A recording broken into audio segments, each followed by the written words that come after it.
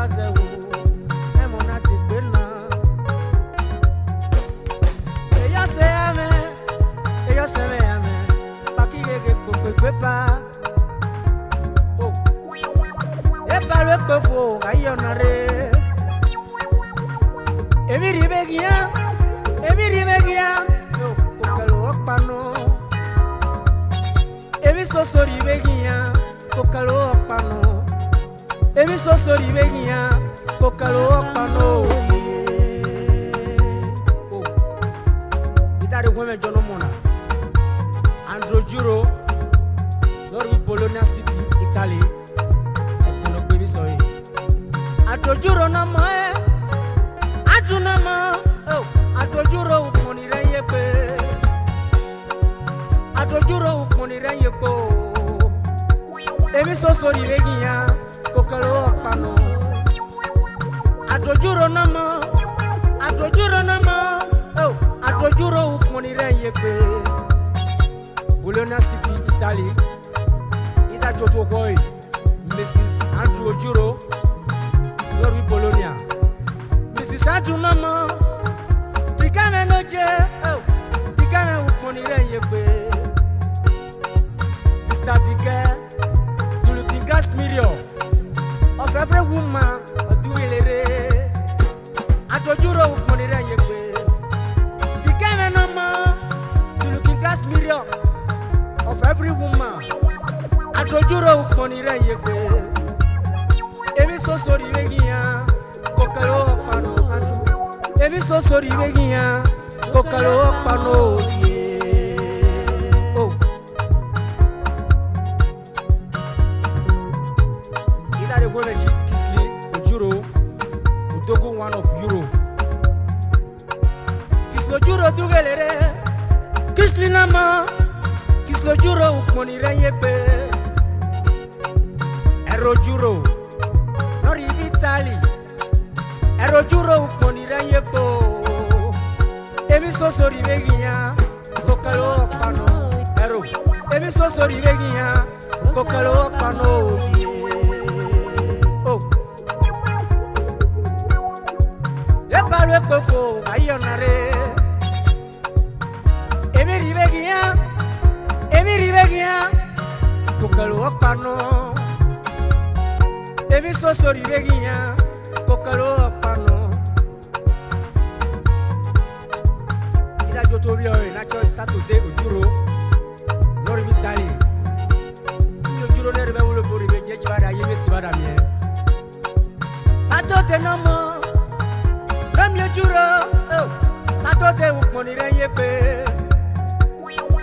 we to we gae imi ujuro Saturday ukoni reyepo emi soso ribegia kokalo pano emi soso ribegia kokalo pano oh ikare kuma jono mona Prince Stevie Apere Loribi Italy Ferrera Italy Stevie nama Stevie nage oh Apere ukoni reyepe Apere nama Oki ariabe Apere me oki ariabe Stevie me kwa me via valore oh Stevie me kwa me via valore oh Ome bayale Ome konsare loin Emi ribegia bokesa oh Emi soso ribegia kokalo pano emi soso ribegia kokalo pano oh na jotu obi ori obi apere na joy Martins Besi Ferreira Martins no mo ba me bia valore Martins no koni reyepe apere me okiariabe oh emi soso ribegia kokalo pano Matisi no pano viere Matisi no mo Besi Ferreira oh ida joto vioi Not even UK, not joy. Doriski, one of UK. Doriski no more. Cosmas do gelero. Cosmas ukmoni rayebe. Cosmas me pe me via valore. Apererie. Oh. Apere me kiariabe. Emi so sorry vegia. Kokalo pano. Emi so sorry vegia. Kokalo pano ye.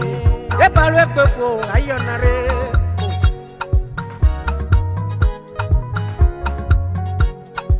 Ita de komeji usewe alas double basic lagari itari.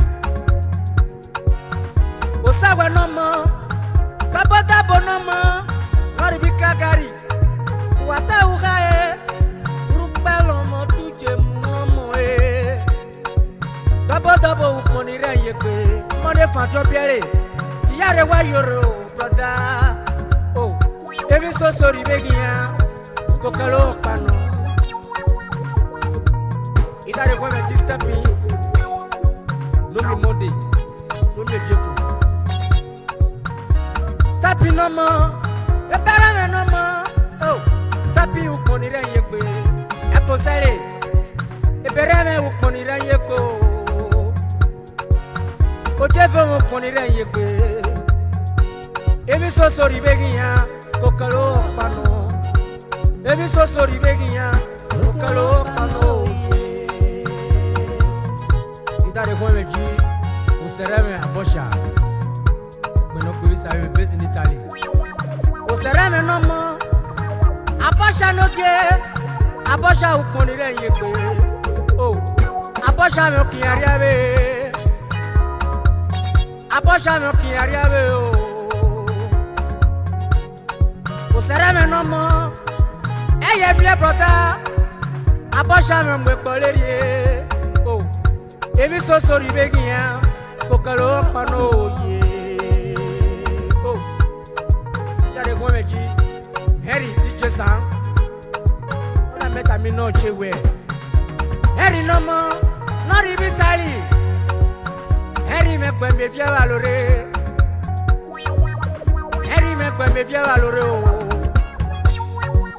Mama Shua, oki ariabe. Heri me pe me via valore. Oh, emi so sorry begia, kokalo pano.